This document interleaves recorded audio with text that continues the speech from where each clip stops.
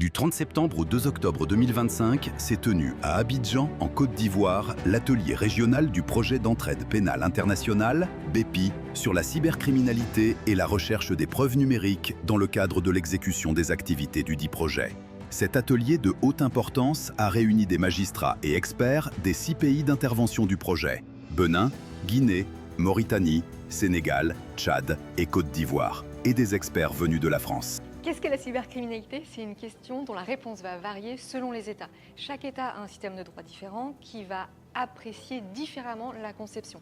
Au sens strict, par exemple en France, la cybercriminalité, c'est les atteintes contre les systèmes informatiques.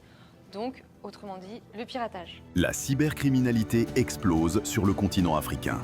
Attaques de réseaux, fraudes en ligne, aucun pays n'est épargné. Les magistrats doivent désormais savoir identifier et utiliser les preuves numériques.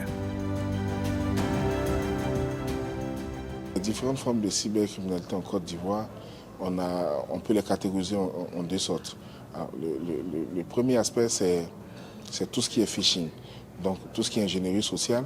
Donc on a des escroqueries sur tout ce qui est mobile money, on a des cas d'usurpation d'identité. Mais à côté de cela, on a également des cyberattaques, donc des cas de ransomware qui sont en train de prendre une certaine proportion. On a des cas d'attaques sur les entreprises. On a également des cas d'attaque sur les institutions financières. La première journée a permis de définir les différentes formes de cybercrime et d'identifier les principaux acteurs et motivations. Ce fut également l'occasion de découvrir les instruments juridiques internationaux et d'échanger sur les législations nationales. Des cas pratiques ont permis aux magistrats de mettre en application les techniques d'enquête, renforçant ainsi leurs compétences et leur coopération.